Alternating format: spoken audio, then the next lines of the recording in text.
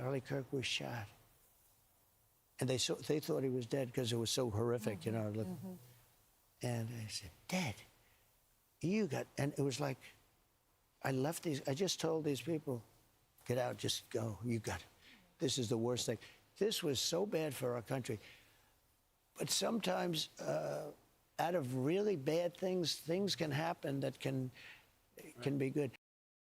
And he's just reiterating the shock that all of us felt at the time. But it's really interesting to have a situation, Bill, where we cover so many stories, and unfortunately a lot of them are tragic.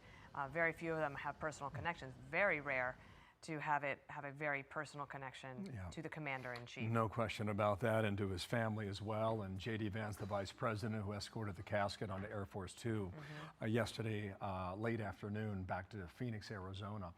Paul, have you had the opportunity to go on campus and see the location where Kirk was making his presentation? As it relates to good morning, guys. Across the way. Hopefully my sound is good. I've actually had some video problems. To be honest with you, Paul, but, based on different reporting, I turned it on early because of the press conference. Of that distance. I thought maybe you guys would appreciate that. Suggestion that it may have been instead of like trying to bounce between screens and stuff like that. Good morning, Mike. Good morning, Canada. Good morning, Rose. Yeah, bye, perfect. So I'm going to be up and moving around a little bit. So I'm not quite ready to do the live stream, but I wanted to make sure you guys had this turned on so that you didn't have to bounce between sunny things on your phone and stuff like that. So like Attitude just posted, Charlie Kirk assassination suspect in custody, Trump tells Fox and Friends. Yeah, so as expected, direction of flight, and then you also have not bad, 48 hours, they got the guy. And you have everything in between. So apparently there's an accomplice, you freeze everything. The rule if it's echoing, I have other things on and I go turn those off. But and then as you as expected, apparently there was some rabbi involved and family got involved. I'm pretty sure the family turned him in. To your initial question, we'll find out. We'll find out. We've got it right here on the screen, so we'll know when it happens. Just be patient with me, and then we'll get to the prepper stuff. But like I said, I wanted to make sure you guys don't have to bounce between double screens and stuff. All right. Was a big deal to the younger generations. They catched it. I even realized to them this is a JFK moment. They're getting ready to go down. It was really something to see. Even in my own family, there are young people that I didn't realize were huge Charlie Kirk fans. So it just goes to the level of influence he had. Paul, stand by. We have more from David Spunt at the Justice Department. David? Be careful about these names, so we want to wait until we hear this from multiple people. But the name that we are hearing is Tyler Robinson from Utah. Tyler Robinson is the suspect in this case. We're expecting authorities to say that name momentarily here at this news conference as we look at this live picture right now in Orem, Utah, which is not far from the site of the tragic shooting that took Charlie Kirk's life just a couple of days ago. So again, Tyler Robinson is the name we are hearing, and hopefully we will get more details about how he was turned in, how Tyler Robinson came to the U.S. Marshals, and if he said anything to authorities. Maybe they won't get into that kind of detail, but certainly authorities are confident that Tyler Robinson is the person that they are looking for. Do we have confirmation that he was or is a student at that school? We do not. At this point, we do not have that confirmation. I'm working my sources to see what we can get a little bit more about Tyler Robinson. We just have the name at this point and that he's from Utah. So it's unclear exactly his connection to the school, although authorities yesterday when they put out the picture, they said a college-age looking kid or a college-age looking person. So based on those photographs, it certainly is a younger looking person of interest. But at this point, we just know that this is a name of Tyler Robinson, Bill. Okay, David, stand by. We'll get more on that in a moment here. I'm seeing a location for where he may have been from in Utah, and that's the location of Washington County. And Dana, you and I were speaking earlier before we were able to confirm any of this. Washington County is the far southwestern corner of the state. Yeah, it's not too far of a drive from Las Vegas, actually. Right near the Grand Canyon. So we'll make beautiful part of the country. Sure is, and we'll see what sort of contact or communication that he had with his dad, and how that all unfolded momentarily when the press conference gets underway. Paul, I'm going to mention one thing and ask you a thing. Paul Morrow, who is in Orem, Utah for us right before this press conference gets underway, as we confirm the suspect's name is Tyler Robinson. The first is that, as a comment, I thought that having Kash Patel, the FBI director, at the site last night and choosing not to speak was a good decision. If you don't have more to say, there's no need to actually say anything. And there's a lot of media this morning that was questioning their capabilities. Obviously, that has been erased by 9 a.m. or as 8 a.m. when President Trump announced that they had the suspect. My question for you is, if indeed he turned himself in, or the father turns him in, and they get a statement from him, at a press conference like we're about to hear, how much of that will be divulged to the public? And the reason I'm really curious about this is that we are in this age of social media. Disinformation spreads quickly. Facts can also spread very quickly and can maybe give some reassurance to the people who were, one, curious what happened, but also those who were big fans of Charlie Kirk's. So the countervailing force there is that you have to be concerned about polluting the jury pool. And if you over-publicize and say that, you know, we have this, we have that, this is definitely our guy, we're going to slam dunk this, et cetera, you're opening a door potentially for a defense attorney to say that, you know what, we have to move jurisdiction here, we can never get a fair trial here. I have to do what I often do on the air because the public knows the case. I have to refer to the Brian Kohberger case because, remember, that case was in fact moved from the initial county, Latham County, over to Ada County, because there had been just so much publicity. So if I'm running this, I actually take a very Joe Friday, just the facts, ma'am, kind of an approach. The name is out. I can corroborate that the name is very, very much what I have been hearing with high confidence. You know, I have a few more details. It looks like he fled about 3 hours south of Salt Lake City. Undetermined how he got there. There's some speculation. But at this presser, I don't know that you want to lean too hard into deep evidentiary issues yet. A lot of it probably hasn't even been developed. And you want to get the DNA, you want to get all of that stuff. Right now, you're still very much in service of the case, not necessarily the public. Once you've told the public, we have the right guy, nobody needs to be afraid, and we're confident he acted alone. He's not part of a larger thing. In other words, when the public knows that they are safe, then really what you want to do is be thinking in terms of a prosecution and where you might be going in a trial. Paul, thank you. Stand by as we continue to wait for this press conference. Given a moment ago, we were given a word a moment ago that this has been delayed slightly. How much it's delayed, we do not know. But as we await that, CB Cotton's working her story, her sources on the ground there on this story as well. She is also live on the campus there, Orem, Utah. And CB, what do you have for us? Hello there. Hey, Bill, good morning. So as we just heard from colleague David Spunt, the suspect has now been identified as Tyler Robinson, and we are hoping to learn more about who this person is at this news conference. But we heard this morning President Trump seem to suggest that a person close to Tyler turned him in. What I'm hearing from one federal source, I just got a note from, is that this suspect's father turned him in last night in southern Utah. And all of these moving parts come as the FBI made a huge push yesterday for more information, asking the public, come forward if you recognize this person. And after that big push from the FBI, you know, it seemed like things were moving here on the ground. We had a news conference that got pushed back several times yesterday. We also heard the president explain again how the timeline of this. He said a minister here in Utah who was friends with a U.S. Marshal got involved, and at that point, the father was contacted. And again, I'm hearing from a federal source that it was Tyler Robinson's father who turned in his son. We saw that new video yesterday, chilling, showing the gunman moving quickly across the roof and then dropping one story down before running through the parking lot. And we also learned from the FBI that the shooter then discarded the gun in a wooded area. We also got those newly released surveillance pictures of the shooter, giving us an up-close look at the shooter's face and the clothing he was wearing.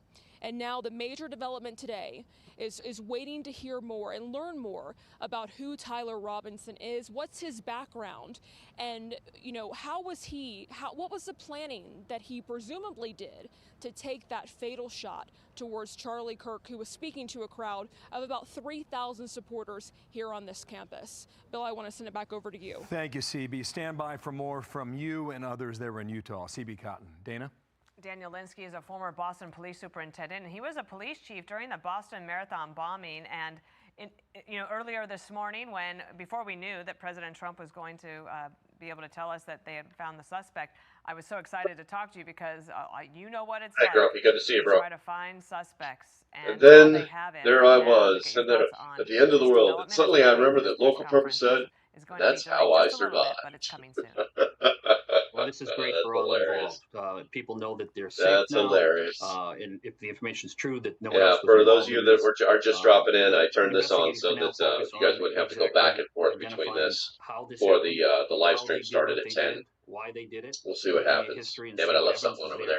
And then to build a case, right? It's one thing to make an arrest. The other thing you need to do is to document every piece of evidence, identify everything that can hold this person accountable, and be presented to a jury when they find their day in court. So the good news is that the immediate threat is over. Very concerning. Sometimes there's a way that you do when you're putting pictures out.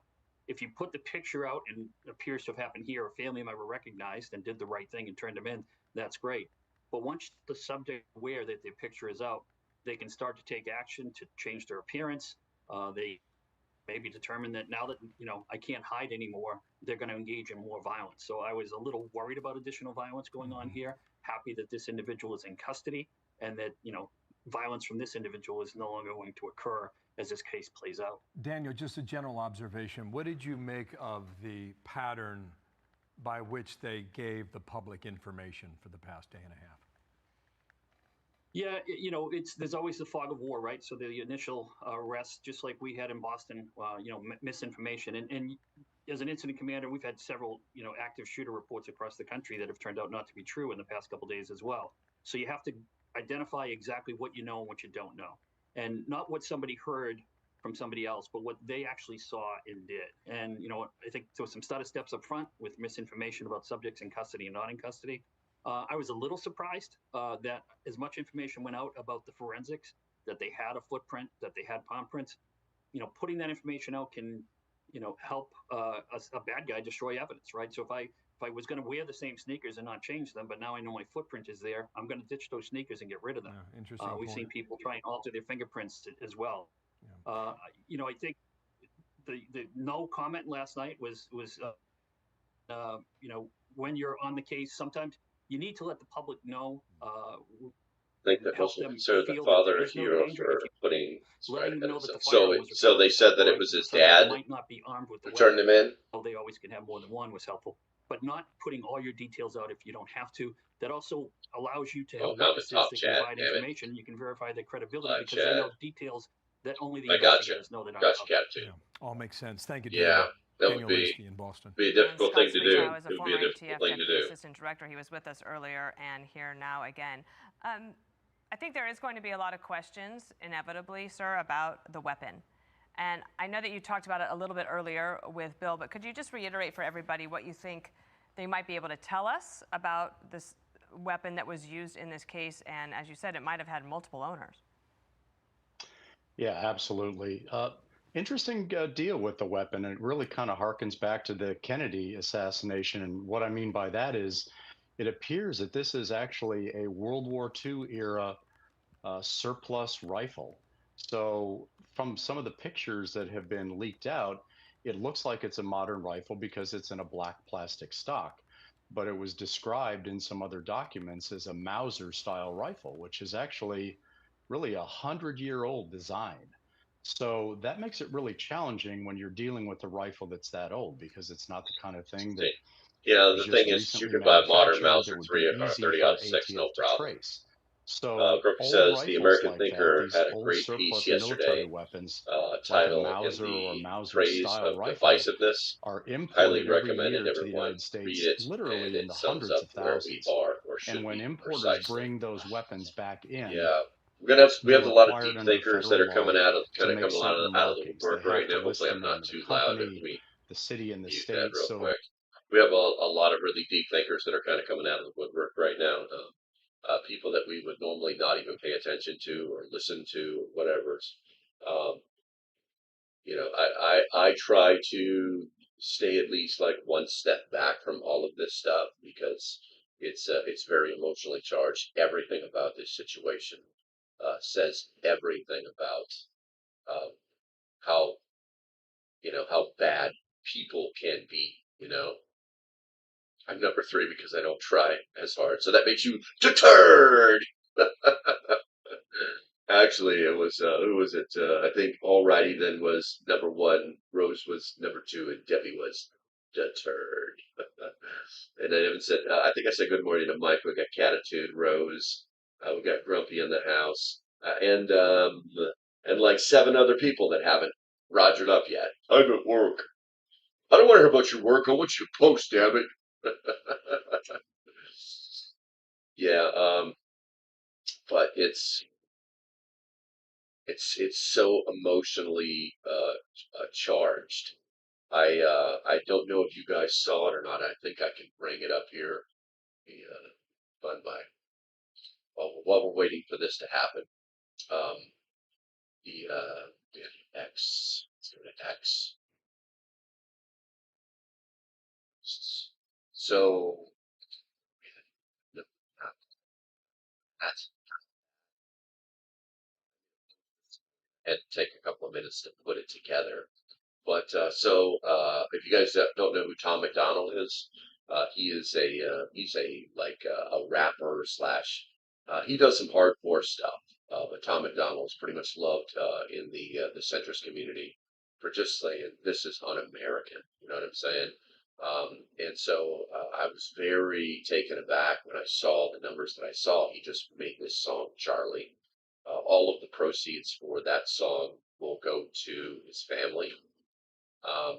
And so the guy's got 5 million subscribers on YouTube, right?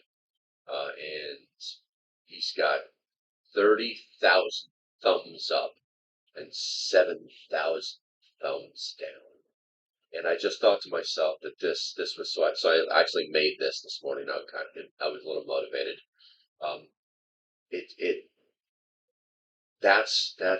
These numbers are indicative of the mental illness here in the United States, the people that are acting without thinking, the undeveloped children that are running around in adult bodies that have rights. You know, it's sad and disappointing, but unfortunately, it's also very true as well. And I don't want to play his music because I don't want a copyright strike. I'm very surprised that I haven't been hit yet because of the Fox News screen, but I think I'm doing it in a way that's fair use. So let's see, and I won't make you listen to my music in the beginning. And when 10 o'clock comes around, so let's. I thought it was important that people see, know, and understand the numbers.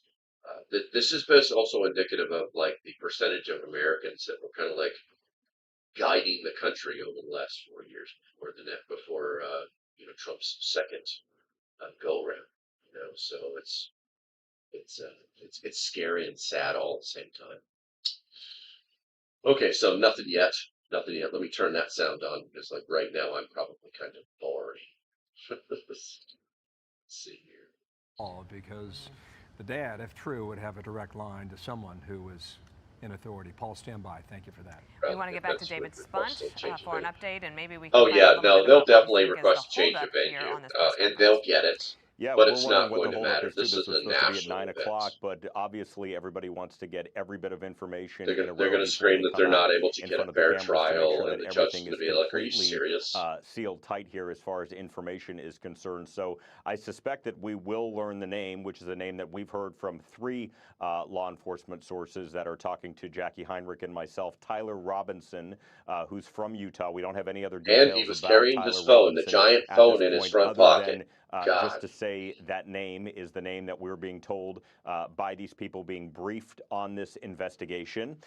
We do know also that the death penalty is on the table because President Trump, not only because President Trump mentioned that it would be on the table, but it is now part of the scenario, part of the equation, because Attorney General Pam Bondi brought it back under the Bondi Justice Department. So the federal death penalty is on the table. You see someone there doing what looks to be a mic check. We're not sure if he's saying maybe a 2-minute warning or a 5-minute warning, so we'll see there. But it's important to note that this suspect could face state and federal charges here.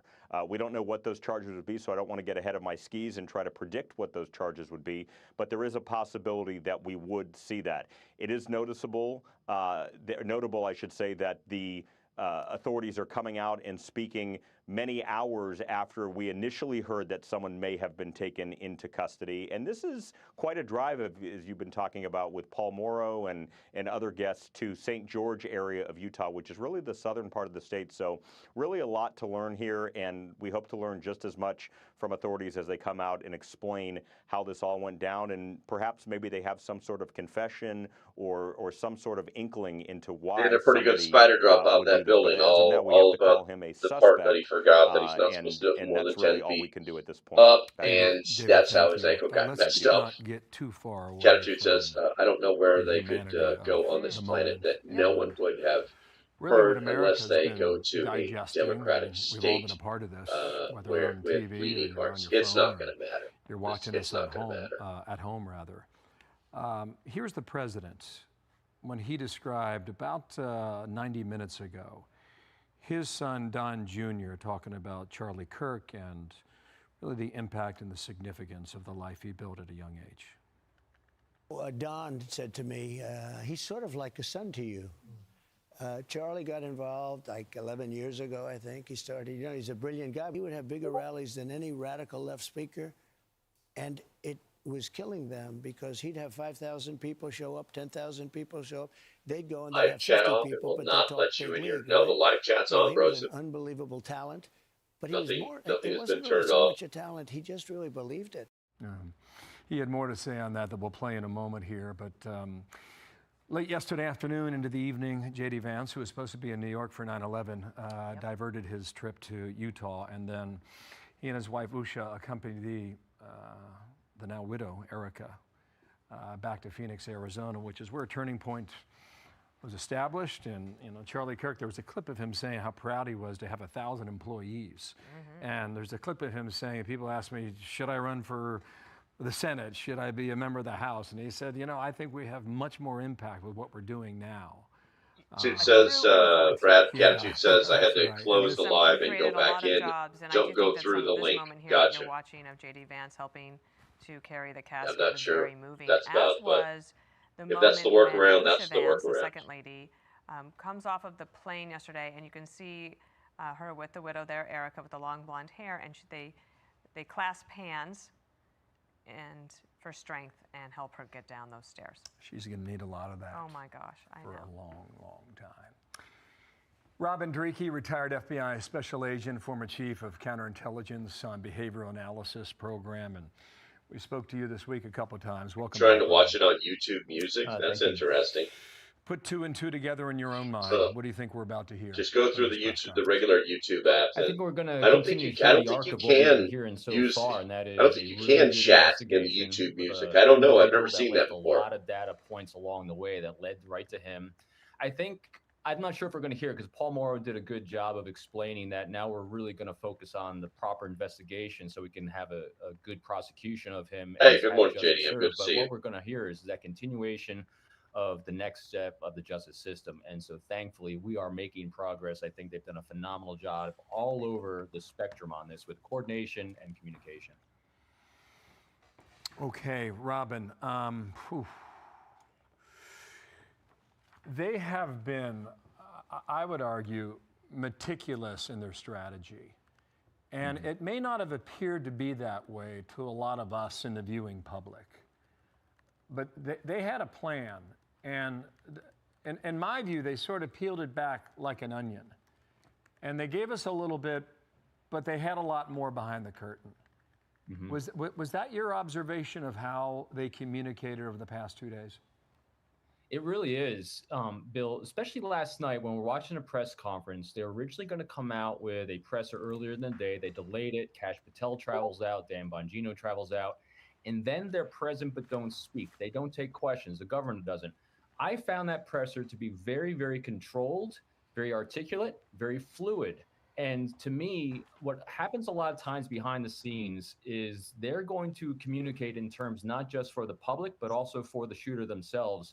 So I wouldn't put it past them because of the strategy they had in place to actually try to inspire some sort of action on behalf of the shooter or the people around the shooter by the way they communicated last night.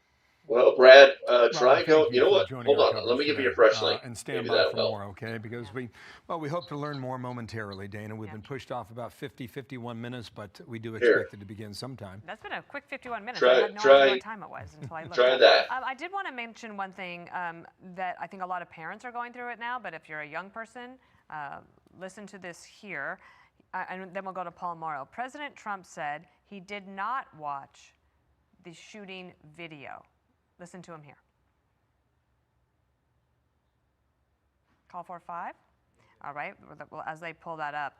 The reason I mention this is because these investigations go so quickly, but Yeah, I the don't public know. gets to I'm see going to a go lot ahead and even I'm going to before talk a press little. Let me conference turn like this down this. So here. let's play President Trump here.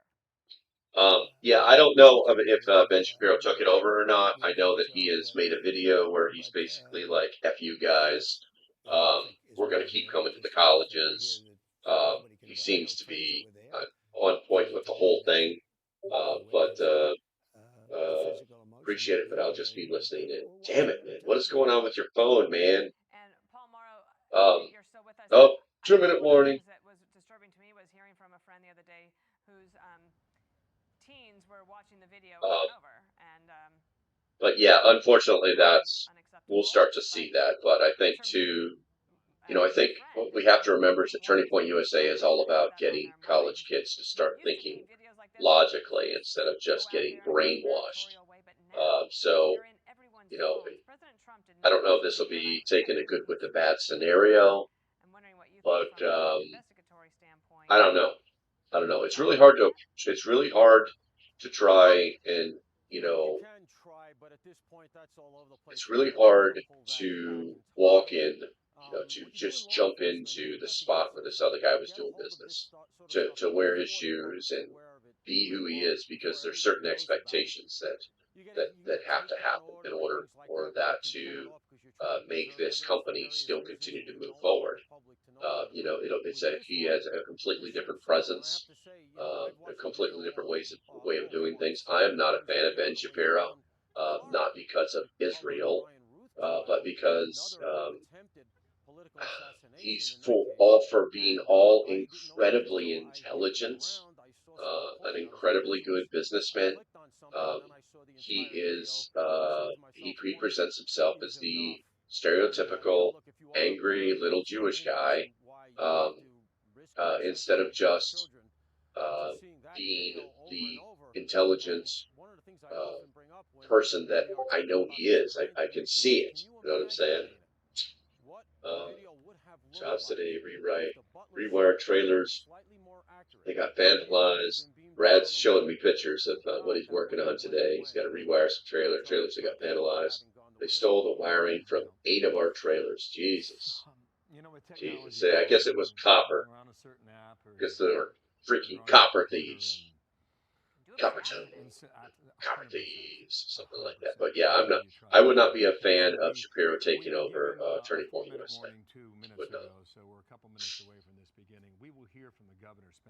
I wonder why they do that. I've noticed in all of the major press conferences, they come out just before anybody does, and they take a picture of like the press crew. You know what I'm saying?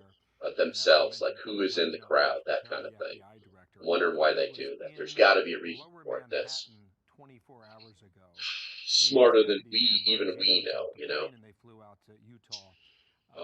Let's see. Shapiro could be very and join with Candace Owen, see who what they give was us friends with when Charlie they're ready, Clark. and we'll see what kind of questions they can Could answer. be mature. There you go. Refused to Yeah, give but the thing is about Shapiro is he really wants to be his own. If the timing is right, He has a problem working with others. He really does. They've tried to uh, get around that, but there have been instances where he has just had a real problem, working and playing well with others. So he's just like constantly on the attack. So it's really difficult to work with somebody like that. You could say something that he doesn't like, and he just like snaps on you, and that's not that doesn't work in that space. That doesn't work in the public relations space. Um, and then you've got Candace Owens. I have not really kind of paid attention to her in some time because she started saying a few things that were a little stupid. But she's not a dumb person. It really, it's bothersome when you start to believe what somebody's saying, and then they start to say things that you don't agree with, and then when it happens over and over and over and over, it's more of an emotional response that they have instead of a logical response. So it is a thing. It is a thing. I'm wondering if YouTube is even. Did you guys get notifications that I was going live? Not seen.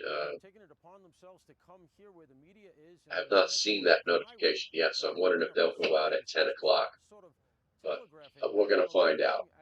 We're going to find out. I do have a full show set up for you guys, but obviously we'll see where this goes.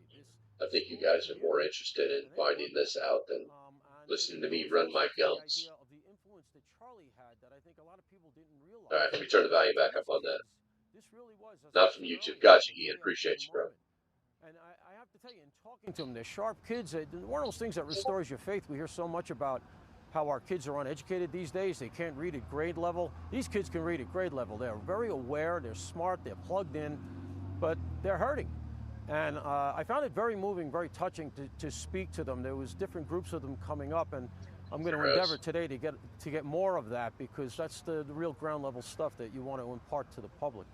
I was thinking about that last night and said on the 5 that I mostly knew Charlie Kirk from either seeing him in person around Fox or at our I got events YouTube or the notifications that you were live. That's what got me to find my stupid issue. Fox for the most part, sometimes a podcast, but mostly. Yeah, I don't know what's going on with your phone, man. Yeah.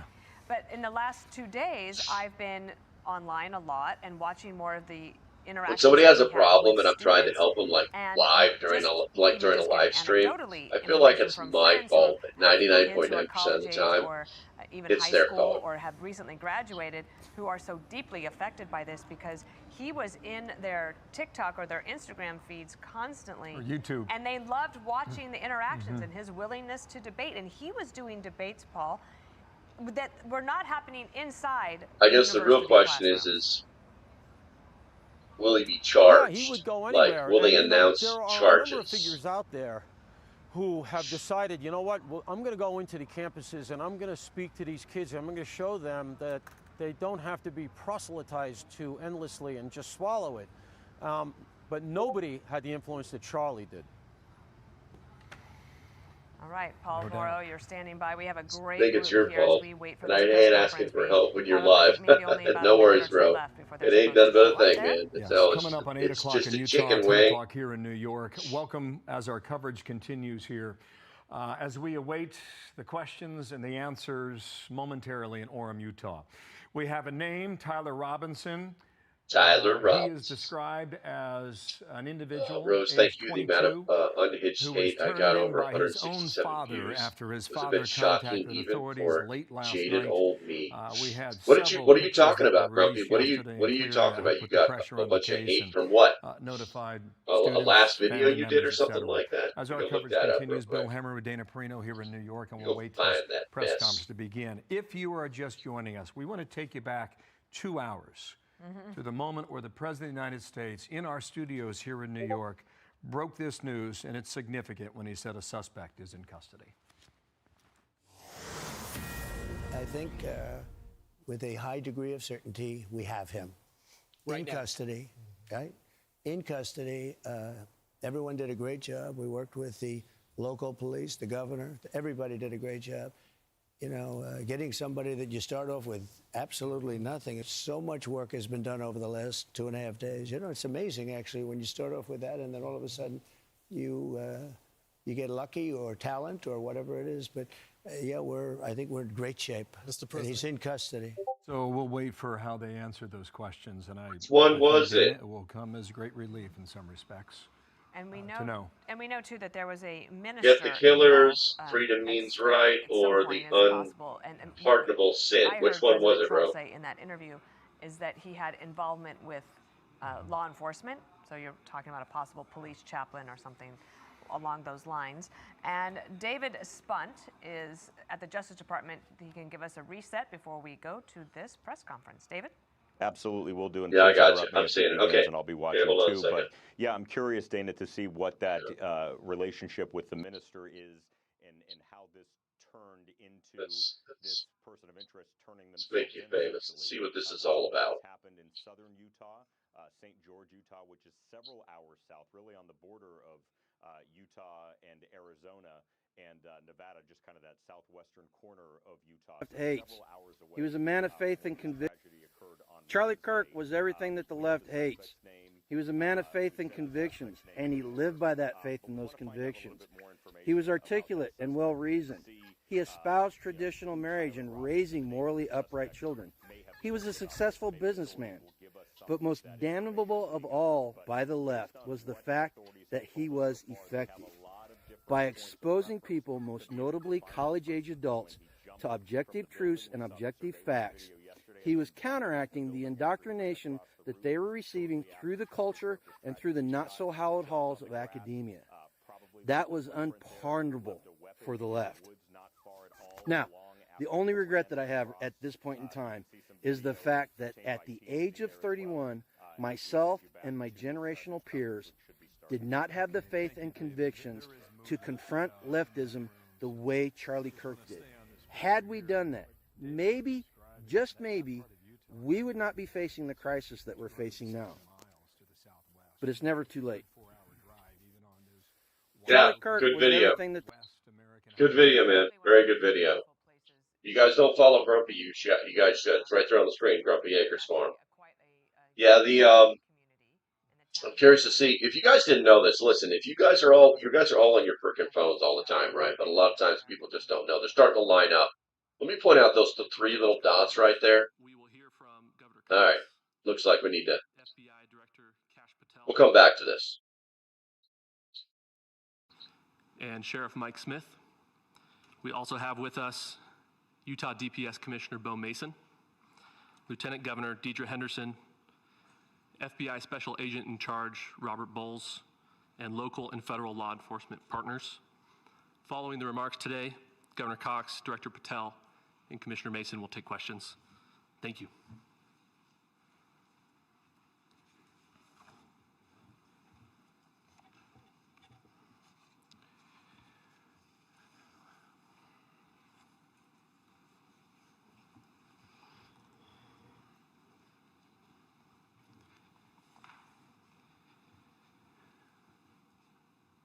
Good morning, ladies and gentlemen. We got him.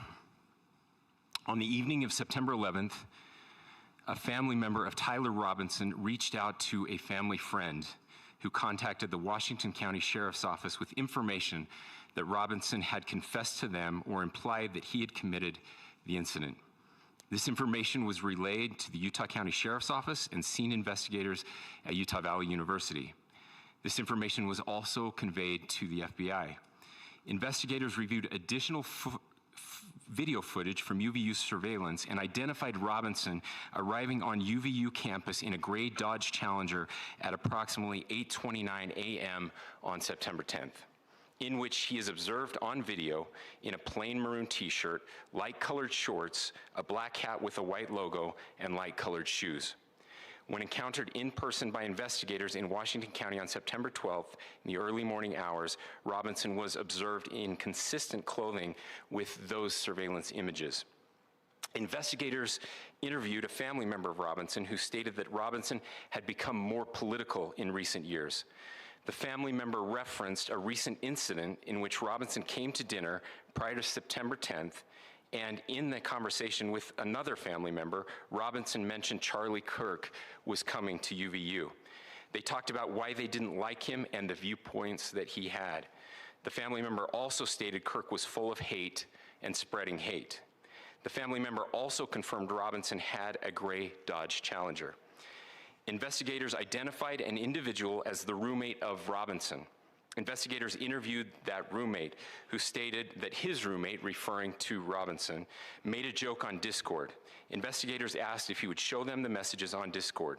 He opened it and showed several messages to investigators and allowed investigators to take photos of the screen as each message was shown by Robinson's roommate.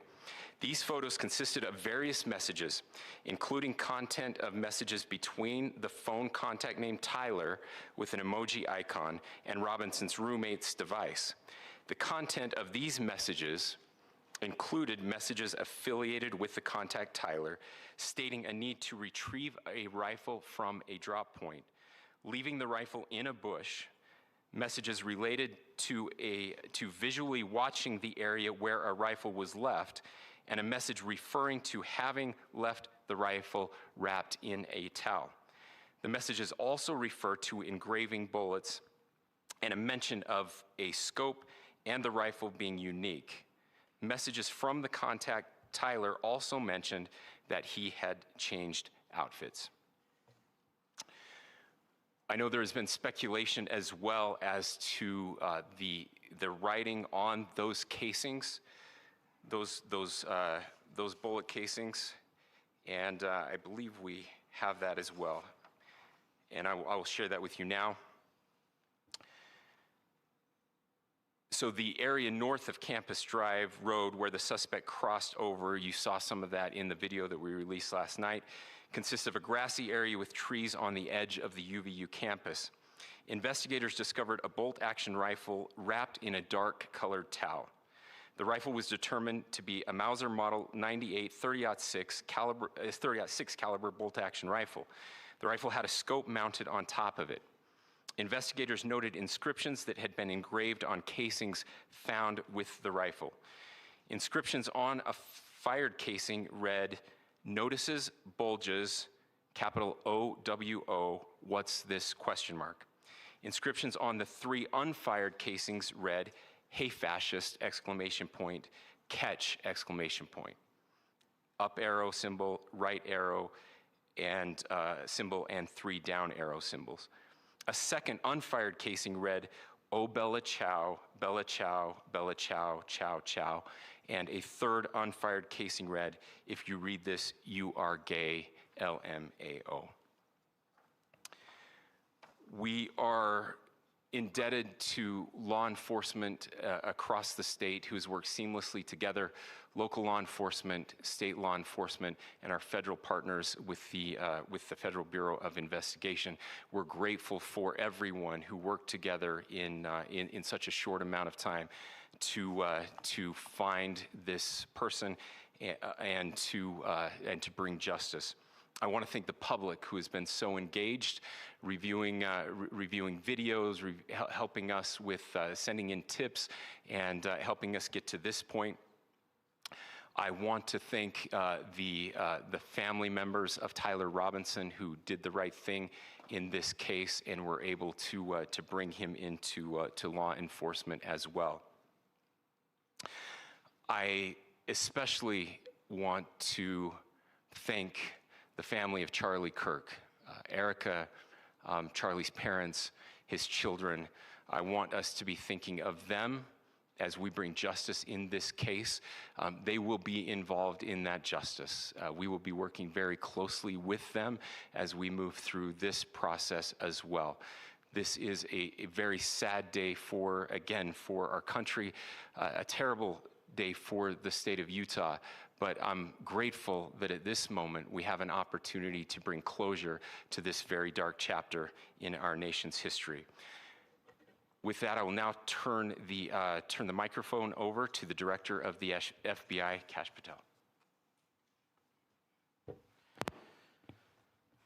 Thank you, Governor.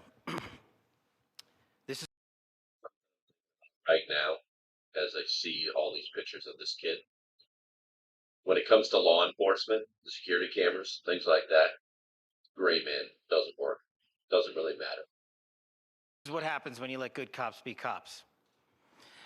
The FBI and our partners are proud to stand here today together to bring justice to the family of Charlie Kirk and honor his memory. I want to express my deep gratitude to President Trump, the Vice President, and the entire White House who have been so incredibly supportive with both resources and just personally to the FBI as a team. They had our backs the entire way, and I just want to express my gratitude for giving us the resources we need to operate in this space to bring this sort of justice at this sort of speed. In 33 hours, we have made historic progress for Charlie. Governor Cox, our partnership has been absolutely incredible these last few days. Our partnership will endure. Your state and local partners, your sheriffs, your DPS community has been unbelievably impressive in the hardest of times. And a case like this cannot be solved, cannot be brought without partnering with your state and local authorities. The FBI has a certain role to play, and we will play that role, and we will lead out for the federal government. But Governor Cox, we are so grateful for your state partnership that led out on this investigation. A little bit of the timeline. Charlie was shot at 12:23 p.m. on Wednesday. The first FBI agents arrived on scene in 16 minutes with chiefs of police at 12:39 and secured the scene. The FBI immediately launched fixed-wing assets.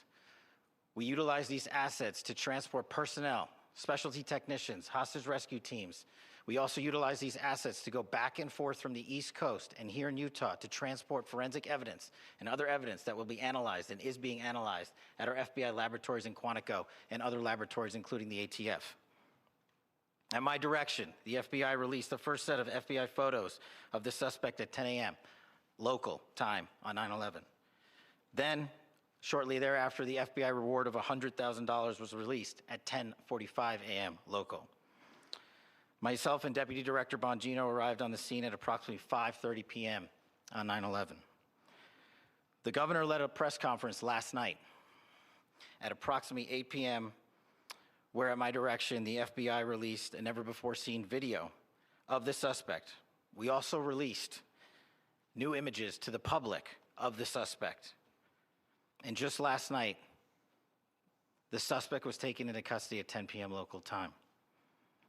In less than 36 hours, 33 to be precise, thanks to the full weight of the federal government and leading out with the partners here in the state of Utah and Governor Cox, the suspect was apprehended in a historic time period.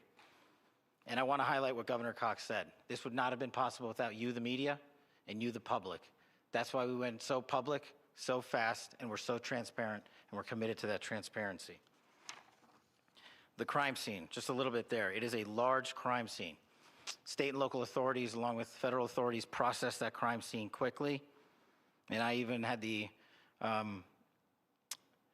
ability to walk through that crime scene and walk through the steps the suspect took to learn more about what was needed and what resources we needed to bear to create a full picture for the FBI and leadership back in Washington. Furthermore, thankfully to state and local partners, forensic evidence has been seized and continues to be garnered. Forensic evidence has already been evaluated at FBI laboratories in Quantico and state and local authorities here.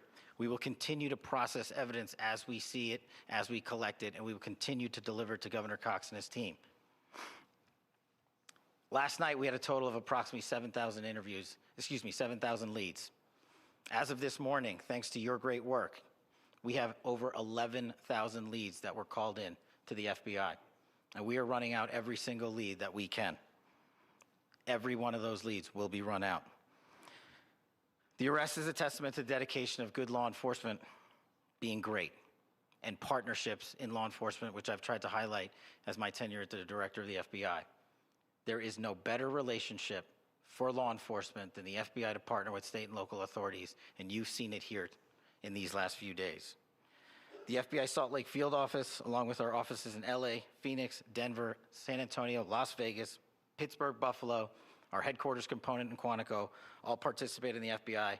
I want to express my deep gratitude to the employees of the FBI, the men and women, the evidence response team tacticians, the special operators, the agents, the support staff. You have done monumental work in historic time when the public, who had a right to demand such an expeditious solving of an investigation, the FBI answered that call diligently, critically important to our nation, and we delivered. And I'm proud to be their leader, and I'm proud to be the director of the FBI. This is very much an ongoing investigation, as the governor said, and we will continue to work with state and local authorities to develop the investigation, to provide them the evidence they need for their ongoing prosecutions, and we will be here to answer every call they absolutely have, as long as it takes. It's funny that for as long as you we guys need are to talking find about and being apprehend Gen whatever Xers suspects were because involved in likely this his crime. parents were Gen Xers. Lastly, to my friend Charlie Kirk, rest now, brother. We have the watch, and I'll see you in Valhalla.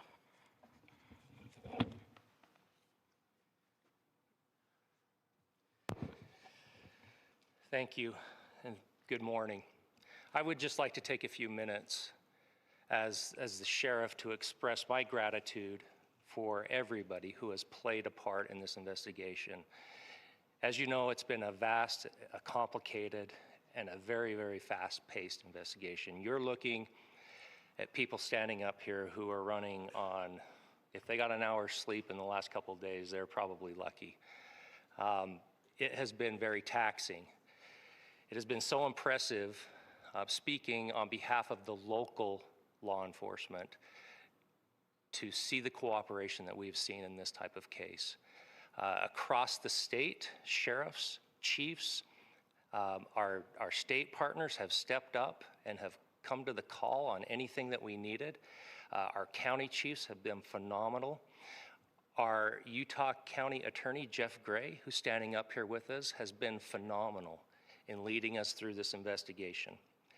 I would like to thank the federal government for their resources, their assets. Our local team here, our FBI team, has been extraordinary in helping us work through this and bring this person to justice. Okay. Most of all, I would like to thank the public, and specifically, I would like to thank the public who turned to prayers and who turned to positiveness for us. I would like to thank them on behalf of the law enforcement community, because we needed those prayers.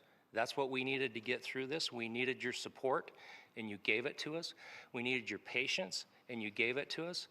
And I would like to thank you for the Kirk family, because that's what they need, is your support and your prayers, and that will get us through all of this. So thank you, everybody, for everybody that have stepped up. We've had such a phenomenal response to this. Thank you.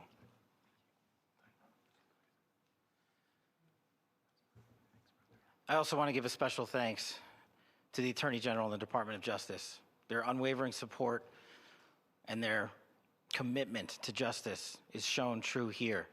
And without AG Bondi and Deputy Attorney General Todd Blanche and the resources they brought to bear, we would not have been able to complete our mission.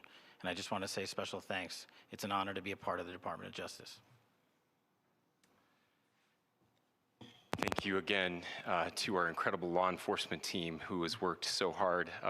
Sheriff, I got a solid 90 minutes last night, so I'm probably the most well-rested person up here. Ladies and gentlemen, I get the microphone, so I hope you'll permit me a moment just to share a few more thoughts about where we are and how we got here, and maybe I just hope they don't they're not taking the opportunity to upstage each other. I don't want to get too preachy, but I think it's important that we, with eyes wide open, understand what's happening in our country today. Gotcha, West Virginia, Pat. I've heard people say, well, why are we so invested in this? There's violence happening all across our country, and violence is tragic everywhere. And every life taken is a child of God who deserves our love and respect and dignity. This is certainly about the tragic death, political assassination of Charlie Kirk. But it is also much bigger than an attack on an individual. It is an attack on all of us. It is an attack on the American experiment. It is an attack on our ideals. This cuts to the very foundation of who we are, of who we have been, and who we could be in better times. Political violence is different than any other type of violence for lots of different reasons. One, because I don't think in this case, Rose, we have to worry about that. The reason I think that is because this kid actually goes to college there. Expression that is enshrined in our founding documents. I don't think that he is having his life taken. I don't think there's any nefarious efforts here. I think this is just makes it more difficult for people to feel like they can share someone their who is ideas, that mentally they can fell speak to freely. the ideology. We will never be able to solve all the other problems, taught including the violence problems that people are and worried that, about, if we can't have a clash of ideas safely and securely. I hate to say it, but most of the time it's just a lack of understanding at those that age ideas with which you of disagree. what is actually happening. That's why this matters so much. Over the last 48 hours, I have been as angry as I have ever been, as sad as I have ever been. And it was, as anger pushed me to the brink, it was actually Charlie's words that pulled me back. I'd like to share some of those. And specifically right now, if I could, I need to talk to the young people in our state, in my state, and all across the country. As President Trump reminded me, he said, you know who really loved Charlie? The youths. And he's right.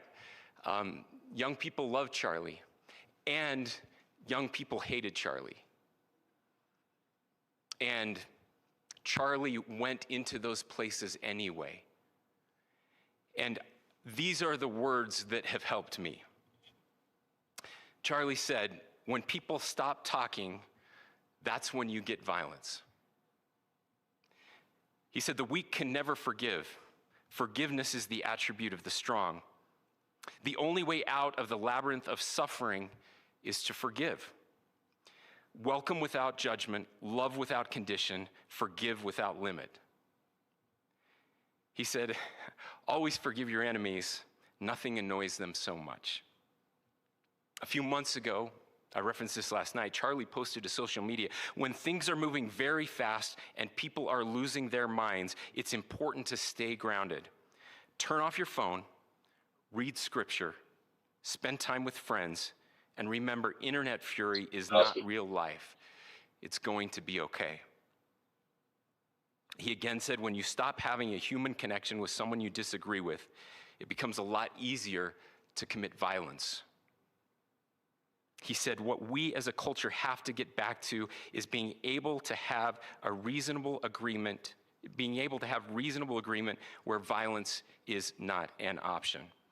Now, again, to my young friends out there, you are inheriting a country where politics feels like rage.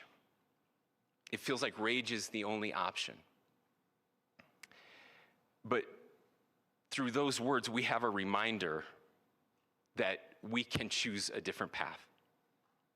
Your generation has an opportunity to build a culture that is very different than what we are suffering through right now. Not by pretending differences don't matter, but by embracing our differences and having those hard conversations. I think we need more moral clarity right now. I hear all the time that words are violence. Words are not violence. Violence is violence. And there is one person responsible for what happened here. And that person is now in custody and will be charged soon and will be held accountable. And yet, all of us have an opportunity right now to do something different. I want to thank my fellow Utahns. This bad stuff happens. For 33 hours, I was praying that this had to happen here, that it wouldn't be one of us, that somebody drove from another state, somebody came from another country. Sadly, that prayer was not answered the way I had hoped for, just because I thought it would make it easier on us if we could just say, hey, we don't do that here. And indeed, Utah is a special place. We lead the nation in charitable giving. We lead the nation in service every year. But it did happen here. And it was one of us. But I want you to look at how Utahns reacted the last 2 nights. There was no rioting. There was no looting.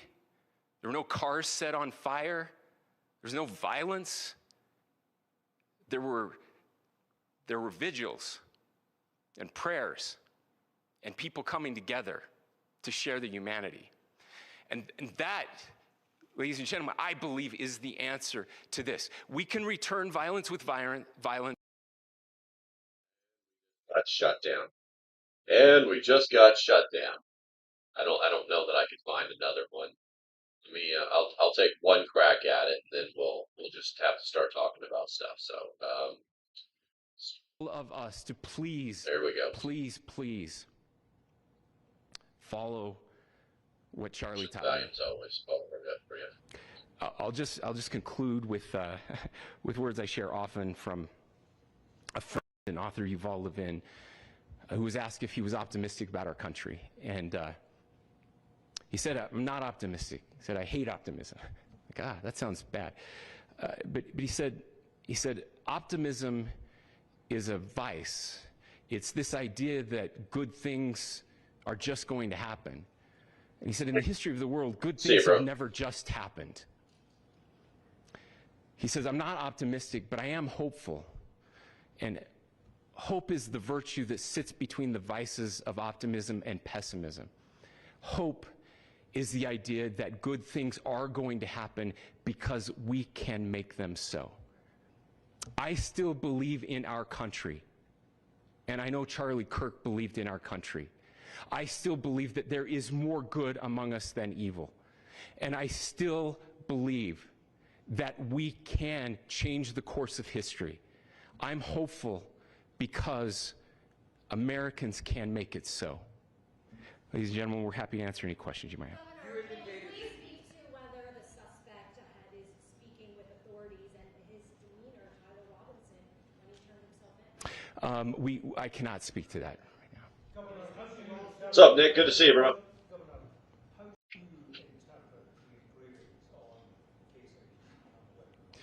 Well, I will leave that up to you to interpret what those engravings mean. I think the clearest one that says "catch fascist," there's not, and by the way, that's like catch like a ball, catch this. That's I think that speaks for itself. Governor, you indicated that he had been communicating. Please. About this level of hatred that this person expressed. Beyond that, is there anything in your view that you discovered that may have radicalized or changed him to prompt him to commit such a horrific? There's nothing more that we can share at this time. Governor, you indicated that he had been communicating with a friend on Discord about the gun. Do you anticipate any more arrests? We do not at this time have any information that would lead to any additional arrests. Do you believe he acted alone? Yes, but the investigation is ongoing. Can you detail at all how he came into custody of police and where he is right now, Mr. Robinson? Yes, so right now, Mr. Robinson has been booked into the Utah County Jail. You heard the president this morning report that he was taken into custody, that his family and a friend helped to deliver him into custody of law enforcement in Washington County. For those of you that don't know where Washington County is, it is the southwesternmost part of the state of Utah. It's about a 3.5 to 4 hour drive from here, where we are right now, and that's where he lived and where they turned him in. Please, I'll go here. I can't share any more than what I've already shared. Yeah. Hey, good morning, Cindy. Good to see you. So how we obtained the gun was found here. All the LA guys are like, stop talking. So I don't have much more details on that. We do know that he drove. We had his car here on campus, and then we had his car going south back to the St. George. It's actually the city of Washington in Washington County. Is he talking with authorities, and did he discuss a loading? I'm sorry? We don't have any information that would lead us to believe that. Yeah, that would be awful. In fact, it's Jabowski. already. We were talking about that earlier. Yes. We. I can't answer that right now. Yeah. Thank you. Over here.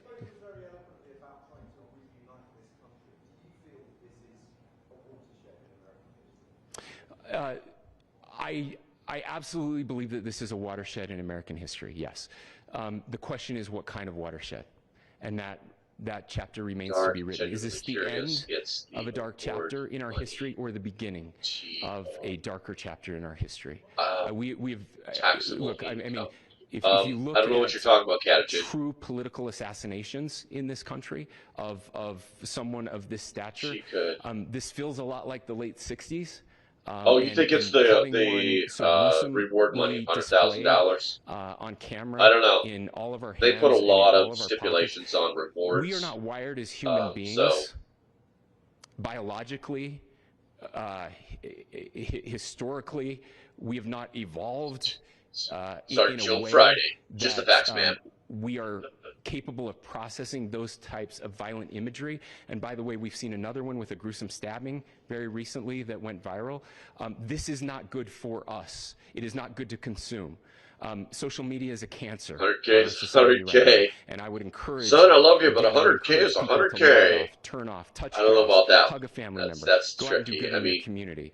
I understand that there was a religious member, possibly a rabbi, involved in this as well. I don't know. There's a lot of there's a lot of things we'll never know tonight. But just to find you know, I don't. Like I said, I don't think the money was involved. There's a possibility, but I don't really get that vibe. I mean, you know, again, you have to go back to JFK to have seen a video live of something like this happening.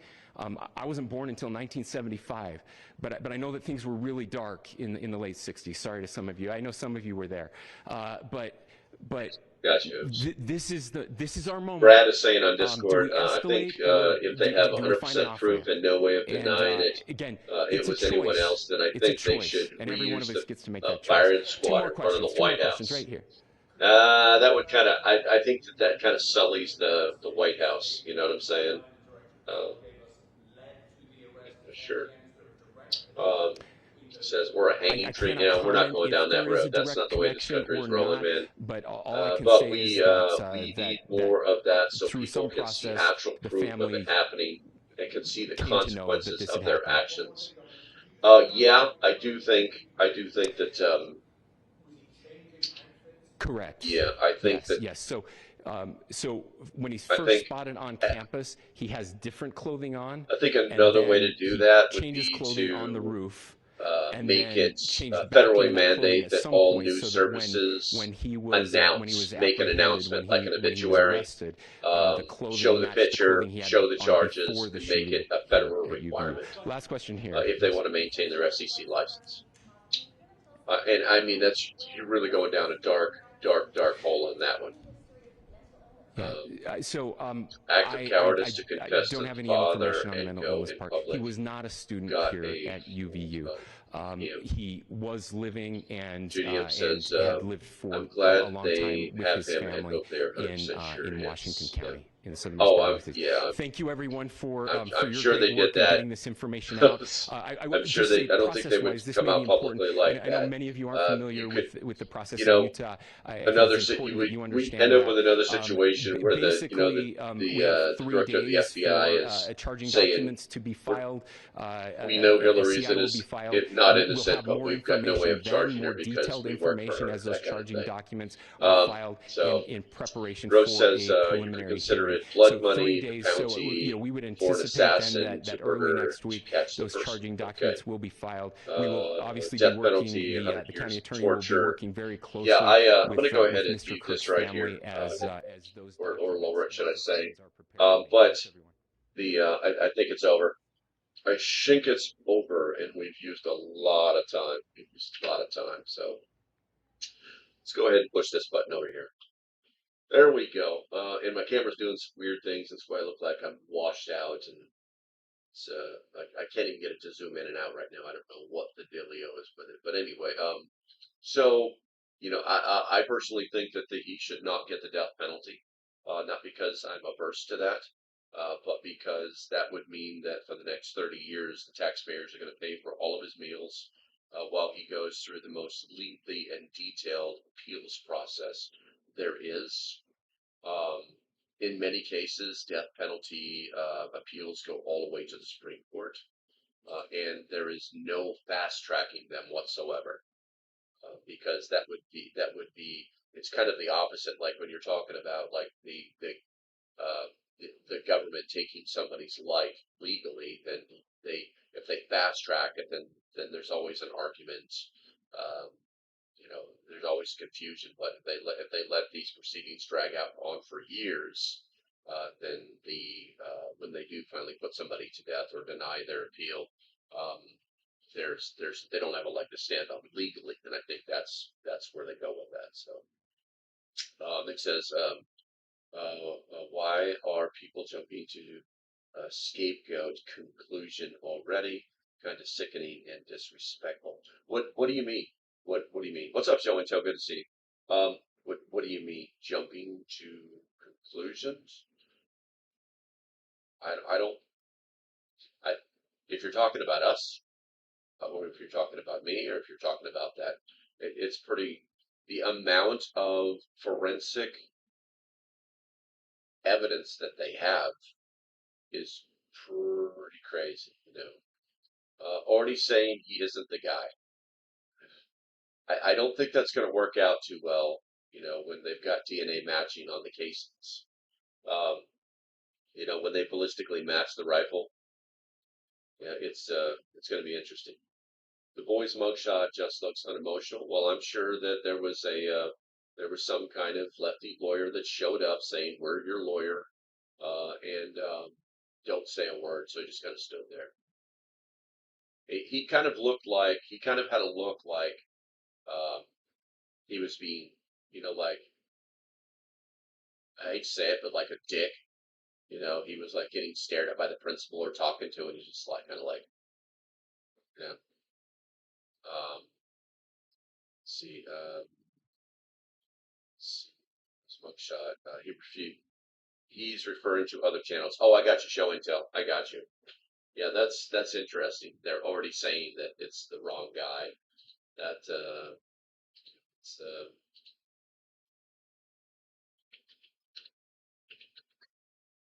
yeah, damn well it's got to be MSNBC that's saying that stuff.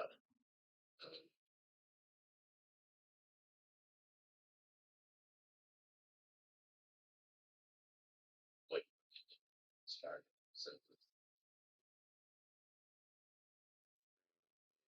Did studies on assassins, would-be assassins, and they found something very interesting across the board. Well, political violence, and there's always some type of political motivation as a secondary undertone. Does look like the guy one of the main that's drivers at of this another event behavior using the is blowhorn at him. notoriety, is I haven't seen that visibility, attitude. and being recognized as somebody. So Some I do food think we're housing. going What to about learn the more in the coming 100,000 days and that would be weeks, and I do spent by think the that Tyler prosecution Robinson and the is going defense to make teams some to kind of prove statement one way or the because Oh he yeah, wants money's everyone to involved. know who he is.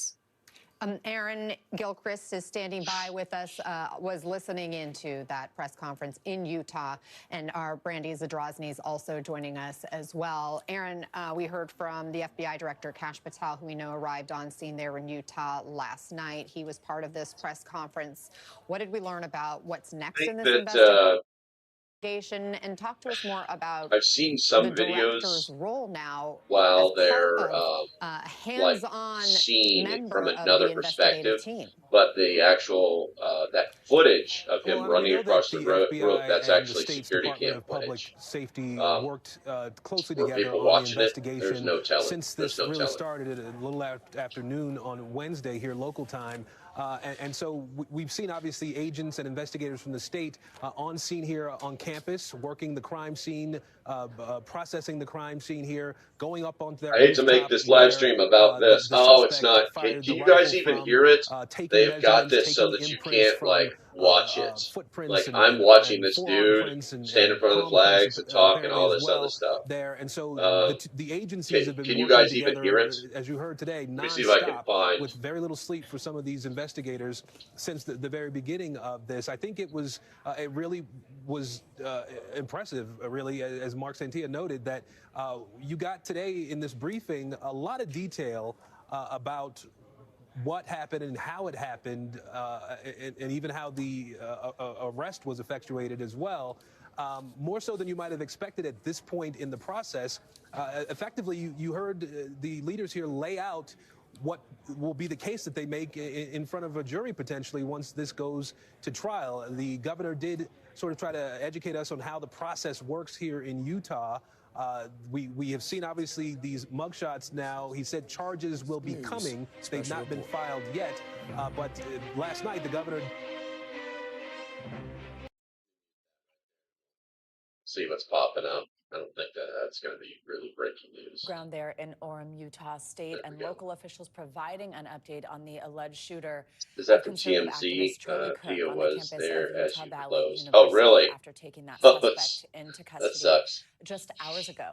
The gunman now has been identified as 22-year-old Tyler Robinson. You're looking right now at his mugshot. He is a resident of Utah. Officials also adding that Robinson's family members helped turn him in after seeing photos that were shared by the FBI. A family member calling a family friend who then called authorities. President Trump announced his capture on Fox News I don't know. NBC I don't News know. There correspondent might be Steve some public Patterson joins us now with laws more. involved. Steve, recap for us what we just heard But from this state was a and local law private enforcement university, so at that press conference about how they so I tracked didn't down stir this too much person, crap. Tyler Robinson. No, you're good, Nick. Don't worry about it, We'll man. start with the very first thing that we heard, which is 3 CBS words from cut the feed governor. before We got him. Cash You could see speak. the I believe it. relief. I believe it. I think after what was They're not going to described give as a any very member stressful, of the administration any play last 33 whatsoever. hours of investigation and manhunt detailing what happened, which is as follows: a family member contacting a family friend after seeing those images that have been so blasted, so put out by the FBI and local authorities to the public, asking for anyone's help, but specifically Doing that hoping so that I to be can, like, targeted, not of have to look course, at at that family or stupid somebody logo. that knew him. That family member contacting a family friend that then led to the arrest of suspected shooter now Tyler Robinson. We now have much more of an updated timeline, understanding that security camera on campus capturing much more than we originally thought, including the Dennis already arrival of saying the it was a suspected school shooter on shooting. campus. Yeah, I mean, the well, early it's morning so hours that of the shooting. they About have to be able to 8:20 speak to or their so, agenda. arriving in this, They have to try to leverage gray Dodge everything vehicle. that they do has to Then, be leveraged for their the agenda. sequence of This is events their that we've heard about for the lives. last few This days or is so, who going these into that people student are. center building, It couldn't up the just stairs, be. on top It of couldn't the just be roof, something with that simple like, single action, you know. single bolt, high-powered rifle, It taking a couldn't be position at a something vantage simple. It's point about always got to be about 200 their yards agenda, you away, know. firing that shot, having the forethought to change his clothes, a new detail on Government top of spent. that roof, then jumping off the roof with the new Did you say video that we Governor received Spencer is last night CIA? from investigators showing how he climbed down, leaving the imprints of the hand and the boot that investigators used as well, and then running into the woods where he ditched that gun. We now understand a little bit more, obviously, about the gun as well, because he was speaking to a roommate, sending messages on a messaging app called Discord, which is typically associated with gamers, describing essentially that he stashed Discord the weapon, again, he had guys. eyes on it, he was waiting to retrieve it as well, and then the roommate sharing those messages with CNN has Andrew McCabe also as part their of the law investigation, enforcement a huge analyst. part of this. Is that a good thing or a bad thing? And then This obviously sounds the bad, West engravings Virginia that we learned Pappy. about on the shell Yes, he's a casings CIA of the plant. bullets. The one obviously that was prove found, that, but Oops? the one that stuck out to everybody was one that was labeled. Don't answer with yes. Catch. Just provide proof. Certainly harrowing again for everybody here